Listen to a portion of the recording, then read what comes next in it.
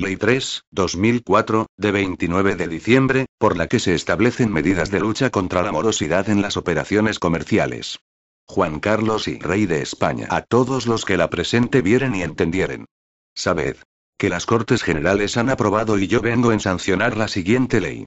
Exposición de motivos. Esta ley tiene por objeto incorporar al derecho interno la Directiva 2000/35/C, del Parlamento Europeo y del Consejo, de 29 de junio de 2000, por la que se establecen medidas de lucha contra la morosidad en las operaciones comerciales. A lo largo de esta última década, la Unión Europea ha venido prestando una atención creciente a los problemas de los plazos de pago excesivamente amplios y de la morosidad en el pago de deudas contractuales, debido a que deterioran la rentabilidad de las empresas, produciendo efectos especialmente negativos en la pequeña y mediana empresa. Además, las disparidades existentes entre los Estados miembros respecto a las legislaciones y prácticas en materia de pagos constituyen un obstáculo para el buen funcionamiento del mercado interior. Son numerosas las iniciativas de la Unión Europea desarrolladas sobre esta materia, entre las cuales está la recomendación de la Comisión de 12 de mayo de 1995, relativa a los plazos de pago en las transacciones comerciales. Al no haberse logrado mejoras en materia de morosidad desde la adopción de esta recomendación, se ha hecho necesaria la Directiva 2000/35/C. El objetivo general de esta directiva es fomentar una mayor transparencia en la determinación de los plazos de pago en las transacciones comerciales, y también su cumplimiento. Para ello, la directiva comprende un conjunto de medidas tendentes, de una parte, a impedir que plazos de pago excesivamente dilatados sean utilizados para proporcionar al deudor una liquidez adicional a expensas del acreedor, y, de otra, a disuadir los retrasos en los pagos, erradicando las causas por las que en la actualidad la morosidad puede resultar ventajosa económicamente para los deudores. El alcance de esta directiva está limitado a los pagos efectuados como contraprestación en operaciones comerciales entre empresas y entre estas y el sector público. No regula las operaciones en las que intervienen consumidores, los intereses relacionados con otros pagos como los efectuados en virtud de la legislación en materia de cheques y letras de cambio ni los pagos de indemnizaciones por daños. El criterio subjetivo y material que delimita el ámbito de aplicación de la Directiva 2000/35/C aconseja efectuar su transposición a nuestro ordenamiento jurídico mediante una ley especial que regule las medidas sustantivas contra la morosidad, y que, en una disposición final, modifique el texto refundido de la Ley de Contratos de las Administraciones Públicas, aprobado por el Real Decreto Legislativo 2/2000, de 16 de junio. Las medidas sustantivas contra la morosidad que esta ley regula consisten en establecer, con carácter general, un plazo de exigibilidad de intereses de demora, determinar su devengo automático, señalar el tipo de interés de demora y otorgar al acreedor el derecho a reclamar al deudor una indemnización razonable por los costes de cobro. A estas medidas se añade la posibilidad de pactar cláusulas de reserva de dominio a los efectos de que el vendedor conserve la propiedad de los bienes hasta el pago total de la deuda. La nueva ley introduce un cambio esencial en este ámbito, como es el de desplazar a los usos del comercio que hayan venido consagrando plazos de pago excesivamente dilatados, los cuales se verían sustituidos por las disposiciones de esta ley. Cuando la ley hace referencia a que el juez puede considerar los usos del comercio como elemento objetivo de valoración a la hora de determinar el posible carácter abusivo de una cláusula contractual, toma este extremo solo como un dato factual y objetivo que permite comparar la actuación de un operador con la situación del tráfico mercantil en cada momento. El plazo de exigibilidad de la deuda y la determinación del tipo de interés de demora establecidos en la ley son de aplicación en defecto de pacto entre las partes. Ahora bien, la libertad de contratar no debe amparar prácticas abusivas imponiendo cláusulas relativas a plazos de pago más amplios o tipos de interés de demora inferiores a los previstos en esta ley, por lo que el juez podrá modificar estos acuerdos si, valoradas las circunstancias del caso, resultaran abusivos para el acreedor.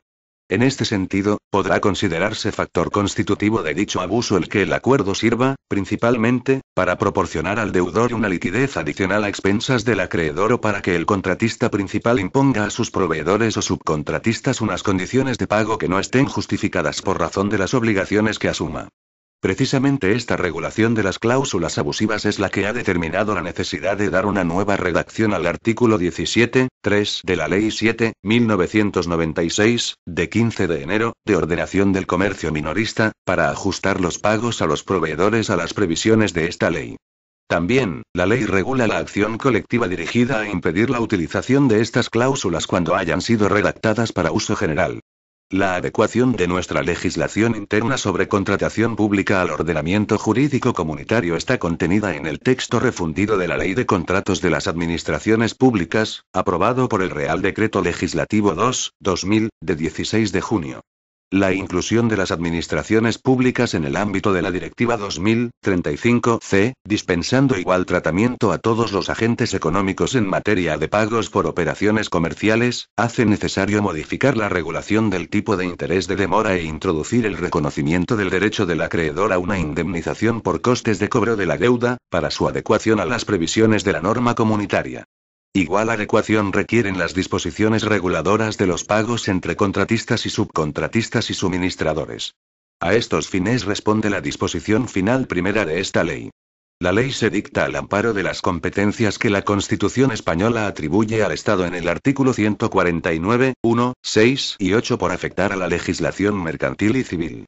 No obstante, la disposición final primera de esta ley se dicta al amparo del artículo 149, 1, 18 que atribuye al Estado la legislación básica sobre contratos de las administraciones públicas. Artículo 1. Objeto. Esta ley tiene por objeto combatir la morosidad en el pago de deudas dinerarias y el abuso, en perjuicio del acreedor, en la fijación de los plazos de pago en las operaciones comerciales que den lugar a la entrega de bienes o a la prestación de servicios realizadas entre empresas o entre empresas y la administración. Artículo 2. Definiciones. A los efectos regulados en esta ley, se considerará como a. Empresa, a cualquier persona física o jurídica que actúe en el ejercicio de su actividad independiente económica o profesional. B. Administración, a los entes, organismos y entidades que forman parte del sector público, de acuerdo con el artículo 3 de la Ley 30/2007, de 30 de octubre, de contratos del sector público. C. Morosidad, el incumplimiento de los plazos contractuales o legales de pago. D. Plazo de pago, se referirá a todos los días naturales del año, y serán nulos si se tendrán por no puestos los pactos que excluyan del cómputo los períodos considerados vacacionales. Artículo 3. Ámbito de aplicación. 1.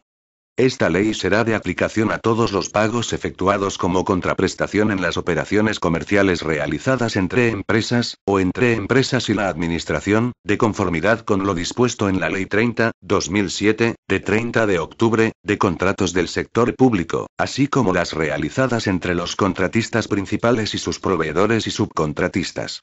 2. Quedan fuera del ámbito de aplicación de esta ley. A. Los pagos efectuados en las operaciones comerciales en las que intervengan consumidores. B. Los intereses relacionados con la legislación en materia de cheques, pagarés y letras de cambio y los pagos de indemnizaciones por daños, incluidos los pagos por entidades aseguradoras. C. Las deudas sometidas a procedimientos concursales incoados contra el deudor, que se regirán por lo establecido en su legislación especial. Artículo 4. Determinación del plazo de pago. 1. El plazo de pago que debe cumplir el deudor, si no hubiera fijado fecha o plazo de pago en el contrato, será de 30 días naturales después de la fecha de recepción de las mercancías o prestación de los servicios, incluso cuando hubiera recibido la factura o solicitud de pago equivalente con anterioridad. Los proveedores deberán hacer llegar la factura o solicitud de pago equivalente a sus clientes antes de que se cumplan 15 días naturales a contar desde la fecha de recepción efectiva de las mercancías o de la prestación de los servicios. Cuando en el contrato se hubiera fijado un plazo de pago, la recepción de la factura por medios electrónicos producirá los efectos de inicio del cómputo de plazo de pago, siempre que se encuentre garantizada la identidad y autenticidad del firmante, la integridad de la factura, y la recepción por el interesado. 2. Si legalmente o en el contrato se ha dispuesto un procedimiento de aceptación o de comprobación mediante el cual deba verificarse la conformidad de los bienes o los servicios con lo dispuesto en el contrato, su duración no podrá exceder de 30 días naturales a contar desde la fecha de recepción de los bienes o de la prestación de los servicios. En este caso, el plazo de pago será de 30 días después de la fecha en que tiene lugar la aceptación o verificación de los bienes o servicios, incluso aunque la factura o solicitud de pago se hubiera recibido con anterioridad a la aceptación o verificación. 3. Los plazos de pago indicados en los apartados anteriores podrán ser ampliados mediante pacto de las partes sin que, en ningún caso, se pueda acordar un plazo superior a 60 días naturales. 4. Podrán agruparse facturas a lo largo de un período determinado no superior a 15 días, mediante una factura comprensiva de todas las entregas realizadas en dicho período, factura resumen periódica, o agrupándolas en un único documento a efectos de facilitar la gestión de su pago, agrupación periódica de facturas, y siempre que se tome como fecha de inicio del cómputo del plazo la fecha correspondiente a la mitad del período de la factura resumen periódica o de la agrupación periódica de facturas de que se trate, según el caso, y el plazo de pago no supere los 60 días naturales desde esa fecha. Artículo 5. Devengo de intereses de demora. El obligado al pago de la deuda dineraria surgida como contraprestación en operaciones comerciales incurrirá en mora y deberá pagar el interés pactado en el contrato o el fijado por esta ley automáticamente por el mero incumplimiento del pago en el plazo pactado o legalmente establecido, sin necesidad de aviso de vencimiento ni intimación alguna por parte del acreedor. Artículo 6. Requisitos para que el acreedor pueda exigir los intereses de demora. El acreedor tendrá derecho a intereses de demora cuando concurran simultáneamente los siguientes requisitos. A. Que haya cumplido sus obligaciones contractuales y legales. B. Que no haya recibido a tiempo la cantidad debida a menos que el deudor pueda probar que no es responsable del retraso. En caso de que las partes hubieran pactado calendarios de pago para abonos a plazos, cuando alguno de los plazos no se abone en la fecha acordada, los intereses y la compensación previstas en esta ley se calcularán únicamente sobre la base de las cantidades vencidas. Artículo 7. Interés de demora. 1. El interés de demora que deberá pagar el deudor será el que resulte del contrato y, en defecto de pacto, el tipo legal que se establece en el apartado siguiente. 2. El tipo legal de interés de demora que el deudor estará obligado a pagar será la suma del tipo de interés aplicado por el Banco Central Europeo a su más reciente operación principal de financiación efectuada antes del primer día del semestre natural de que se trate más 8 puntos porcentuales. Por tipo de interés aplicado por el Banco Central Europeo a sus operaciones principales de financiación se entenderá el tipo de interés aplicado a tales operaciones en caso de subastas a tipo fijo. En el caso de que se efectuara una operación principal de financiación con arreglo a un procedimiento de subasta a tipo variable, este tipo de interés se referirá al tipo de interés marginal resultante de esa subasta. El tipo legal de interés de demora, determinado conforme a lo dispuesto en este apartado, se aplicará durante los 6 meses siguientes a su fijación. 3.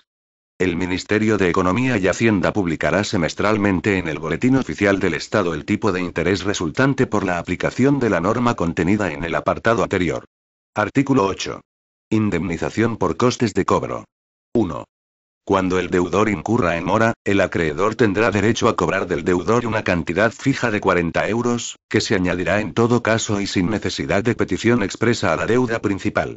Además, el acreedor tendrá derecho a reclamar al deudor una indemnización por todos los costes de cobro debidamente acreditados que haya sufrido a causa de la mora de este y que superen la cantidad indicada en el párrafo anterior. 2. El deudor no estará obligado a pagar la indemnización establecida en el apartado anterior cuando no sea responsable del retraso en el pago. Artículo 9. Cláusulas y prácticas abusivas. 1.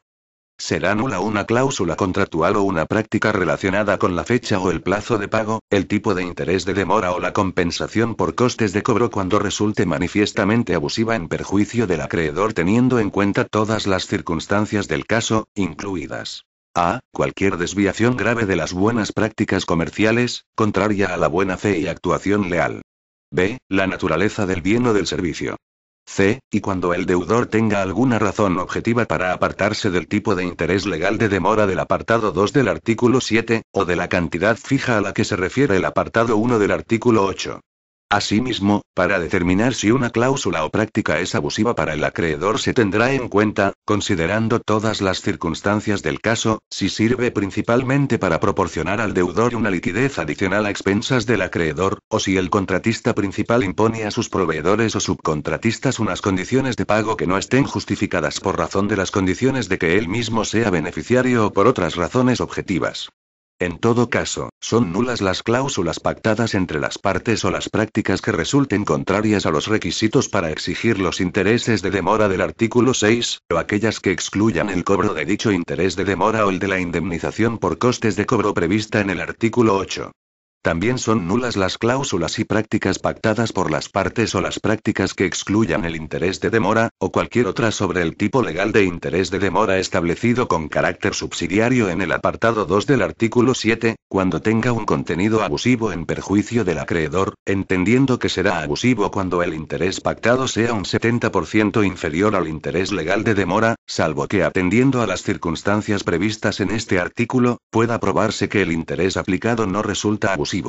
Esta posible modificación del interés de demora, de acuerdo con lo previsto en esta ley, no será de aplicación a las operaciones comerciales realizadas con la Administración. 2. El juez que declare la invalidez de dichas cláusulas abusivas integrará el contrato con arreglo a lo dispuesto en el artículo 1258 del Código Civil y dispondrá de facultades moderadoras respecto de los derechos y obligaciones de las partes y de las consecuencias de su ineficacia. 3. Serán igualmente nulas las cláusulas abusivas contenidas en las condiciones generales de la contratación según lo dispuesto en el apartado 1. 4. Las acciones de cesación y de retracción en la utilización de las condiciones generales a que se refiere el apartado anterior podrán ser ejercitadas, conforme a la Ley 7.1998, de 13 de abril, sobre condiciones generales de la contratación, por las siguientes entidades. A. Las asociaciones, federaciones de asociaciones y corporaciones de empresarios, de profesionales, de trabajadores autónomos y de agricultores que estatutariamente tengan encomendada la defensa de los intereses de sus miembros. B. Las cámaras oficiales de comercio, industria y navegación.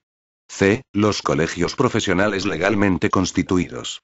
Estas entidades podrán personarse, en nombre de sus asociados, en los órganos jurisdiccionales o en los órganos administrativos competentes para solicitar la no aplicación de tales cláusulas o prácticas, en los términos y con los efectos dispuestos por la legislación comercial y mercantil de carácter nacional.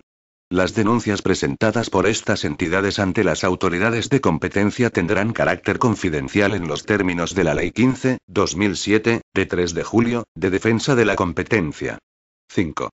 Sin perjuicio de lo dispuesto en el apartado anterior, las entidades mencionadas en dicho apartado también podrán personarse en los órganos jurisdiccionales o en los órganos administrativos competentes y asumir el ejercicio de acciones colectivas de cesación y de retracción en defensa de los intereses de sus asociados frente a empresas incumplidoras con carácter habitual de los períodos de pago previstos en esta ley, en los contratos que no están incluidos en el ámbito de la Ley 7.1998, de 13 de abril, sobre condiciones generales de la contratación. Artículo 10. Cláusula de reserva de dominio. En las relaciones internas entre vendedor y comprador, aquel conservará la propiedad de los bienes vendidos hasta el pago total del precio, siempre que se haya convenido expresamente una cláusula de reserva de dominio entre comprador y vendedor antes de la entrega de los bienes. Sin perjuicio de la aplicación del artículo 1112 del Código Civil, el vendedor podrá subrogar en su derecho a la persona que, mediante la realización de anticipos, financiación o asunción de la obligación, realiza la contraprestación por cuenta del deudor o permite a este último adquirir derecho sobre el objeto de la reserva de dominio o utilizarlo cuando dicha contraprestación se destina, efectivamente, a ese fin. Entre las medidas de conservación de su derecho, el vendedor o el tercero que haya financiado la operación podrá retener la documentación acreditativa de la titularidad de los bienes sobre los que se haya pactado la reserva de dominio. Artículo 11. Transparencia en las buenas prácticas comerciales. Con el fin de velar por la plena transparencia en el ejercicio de los derechos y el cumplimiento de las obligaciones previstas en la presente ley, las administraciones públicas promoverán la elaboración de códigos de buenas prácticas comerciales, así como la adopción de sistemas de resolución de conflictos a través de la mediación y el arbitraje, siendo de adscripción voluntaria por parte de los agentes económicos. Disposición adicional primera. Régimen de pagos en el comercio minorista. En el ámbito de los pagos a los proveedores del comercio que regula la Ley 7.1996, de 15 de enero, de ordenación del comercio minorista, se estará en primer lugar a lo dispuesto por el artículo 17 de dicha ley, aplicándose de forma supletoria esta ley. Disposición adicional segunda. Informe del Gobierno al Congreso de los Diputados. El Gobierno, en el plazo de 2 años desde la entrada en vigor de la presente ley, remitirá al Congreso de los Diputados un informe en el que se analizarán y evaluarán los efectos y las consecuencias de la aplicación del contenido de la misma en relación a los plazos de pago en las operaciones comerciales realizadas entre empresas y administración. Disposición transitoria única. Contratos preexistentes. Esta ley será de aplicación a todos los contratos que, incluidos en su ámbito de aplicación, hayan sido celebrados con posterioridad al 8 de agosto de 2002, en cuanto a sus efectos futuros, incluida la aplicación del tipo de interés de demora establecido en su artículo 7. No obstante, en cuanto a la nulidad de las cláusulas pactadas por las causas establecidas en su artículo 9, la presente ley será aplicable a los contratos celebrados con posterioridad a su entrada en vigor. Disposición derogatoria única. Derogación normativa. Quedan derogadas todas las normas de igual o inferior rango en lo que contradigan o se opongan a esta ley, a excepción de aquellas que, en relación a la determinación del plazo de pago, resulten más beneficiosas para el acreedor. Disposición final primera. Modificación del texto refundido de la Ley de Contratos de las Administraciones Públicas aprobado por el Real Decreto Legislativo 2/2000, de 16 de junio. El texto refundido de la Ley de Contratos de las Administraciones Públicas, aprobado por el Real Decreto Legislativo 2/2000, de 16 de junio, se modifica en los siguientes términos. 1. El apartado 4 del artículo 99 queda redactado como sigue.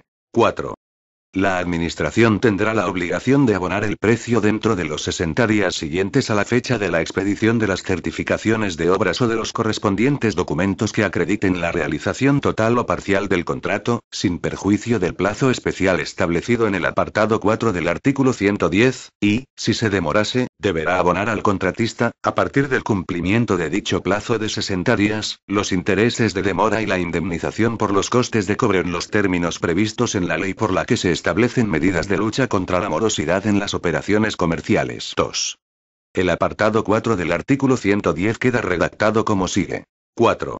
Excepto en los contratos de obras, que se regirán por lo dispuesto en el artículo 147, 3, dentro del plazo de un mes, a contar desde la fecha del acta de recepción, deberá acordarse y ser notificada al contratista la liquidación correspondiente del contrato y abonársele, en su caso, el saldo resultante. Si se produjera demora en el pago del saldo de liquidación, el contratista tendrá derecho a percibir los intereses de demora y la indemnización por los costes de cobro en los términos previstos en la ley por la que se establecen medidas de lucha contra la morosidad en las operaciones comerciales. 3. Los apartados 4 y 5 del artículo 116 quedan redactados como sigue. 4. Salvo lo que se dispone en el siguiente apartado 5, el contratista deberá abonar las facturas en el plazo fijado de conformidad con el artículo 4 de la ley por la que se establecen medidas de lucha contra la morosidad en las operaciones comerciales. En caso de demora en el pago, el subcontratista o el suministrador tendrá derecho al cobro de los intereses de demora y la indemnización por los costes de cobro en los términos previstos en la misma ley. 5. Cuando el plazo de pago se convenga más allá de 60 días, dicho pago se instrumentará mediante un documento que lleve aparejada la acción cambiaria. Y cuando el plazo de pago supere los 120 días, podrá además exigirse por el subcontratista o suministrador que dicho pago se garantice mediante aval. Los subcontratos y los contratos de suministros a que se refiere el párrafo anterior tendrán en todo caso naturaleza privada. 4. El apartado 3 del artículo 169 queda redactado como sigue. 3. En el supuesto del artículo 167A, el contratista tendrá derecho al abono del interés de demora previsto en la ley por la que se establecen medidas de lucha contra la morosidad en operaciones comerciales de las cantidades debidas o valores económicos convenidos, a partir del vencimiento del plazo previsto para su entrega, así como de los daños y perjuicios sufridos. 5. La letra A, del apartado 2 de la disposición final primera queda redactada como sigue. A. Los plazos de 60 días, 4 meses y 8 meses previstos en el artículo 99. Disposición final segunda. Modificación de la Ley 7/1996, de 15 de enero, de ordenación del comercio minorista. La Ley 7/1996, de 15 de enero, de ordenación del comercio minorista, se modifica en los siguientes términos. 1. Los apartados 1, 3, 4 y 5 del artículo 17 quedan redactados como sigue. 1. A falta de plazo expreso, se entenderá que los comerciantes deben efectuar el pago del precio de las mercancías que compren antes de 30 días a partir de la fecha de su entrega. 3. Los aplazamientos de pago de productos de alimentación frescos y de los perecederos no excederán en ningún caso de 30 días. Los aplazamientos de pago para los demás productos de alimentación y gran consumo no excederán del plazo de 60 días, salvo pacto expreso en el que se prevean compensaciones económicas equivalentes al mayor aplazamiento y de las que el proveedor sea beneficiario, sin que en ningún caso pueda exceder el plazo de 90 días. Se entenderá por productos de alimentación frescos y perecederos aquellos que por sus características naturales conservan sus cualidades aptas para comercialización y consumo durante un plazo inferior a 30 días o que precisan condiciones de temperatura regulada de comercialización y transporte. Son productos de gran consumo aquellos fungibles de compra habitual y repetitiva por los consumidores y que presenten alta rotación. El gobierno determinará reglamentariamente en el plazo de 3 meses la definición de los productos a los que se refiere el apartado anterior. 4. Con relación a los productos que no sean frescos o perecederos ni de alimentación y gran consumo, cuando los comerciantes acuerden con sus proveedores aplazamientos de pago que excedan de los 60 días desde la fecha de entrega y recepción de las mercancías, el pago deberá quedar instrumentado en documento que lleve aparejada acción cambiaría, con mención expresa de la fecha de pago indicada en la factura. En el caso de aplazamientos superiores a 90 días, este documento será endosable a la orden. En todo caso, el documento se deberá emitir o aceptar por los comerciantes dentro del plazo de 30 días, a contar desde la fecha de recepción de la mercancía, siempre que la factura haya sido enviada. Para la concesión de aplazamientos de pago superiores a 120 días, el vendedor podrá exigir que queden garantizados mediante aval bancario o seguro de crédito o caución. 5. En cualquier caso, se producirá el devengo de intereses moratorios en forma automática a partir del día siguiente al señalado para el pago o, en defecto de pacto, a aquel en el cual debiera efectuarse de acuerdo con lo establecido en el apartado 1. En esos supuestos, el tipo aplicable para determinar la cuantía de los intereses será el previsto en el artículo 7 de la ley por la que se establecen medidas de lucha contra la morosidad en las operaciones comerciales, salvo que las partes hubieran acordado en el contrato un tipo distinto, que en ningún caso será inferior al señalado para el interés legal incrementado en un 50%. 2. Se añade una disposición transitoria segunda con la siguiente redacción. Disposición transitoria segunda. Régimen de aplazamientos de pagos a los proveedores del comercio minorista. El plazo fijado para los productos frescos y perecederos seguirá siendo ya exigible de 30 días. La limitación máxima de 60 días a la que se refiere el artículo 17.3 de esta ley se aplicará a partir del 1 de julio de 2006. Entre tanto, los aplazamientos de pago de los productos de alimentación que no tengan carácter de frescos ni perecederos y los productos de gran consumo no excederán de 90 días desde la entrega de la mercancía. Disposición final tercera. Título competencial. Esta ley se dicta al amparo de las competencias que el artículo 149, 1, 6 y 8 de la Constitución atribuye en exclusiva al Estado en materia de legislación mercantil y civil. No obstante, la disposición final primera de esta ley se dicta al amparo del artículo 149, 1, 18 y tendrá la consideración de norma básica, con excepción de la modificación del artículo 169, 3 del texto refundido de la Ley de Contratos de las Administraciones Públicas, que no tiene este carácter de norma básica de acuerdo con la disposición final primera de este texto legal. Disposición final cuarta. Entrada en vigor. La presente ley entrará en vigor el día siguiente al de su publicación en el Boletín Oficial del Estado. Por tanto, mando a todos los españoles, particulares y autoridades, que guarden y hagan guardar esta ley. Madrid, 29 de diciembre de 2004. Juan Carlos R. El presidente del gobierno, José Luis Rodríguez Zapatero.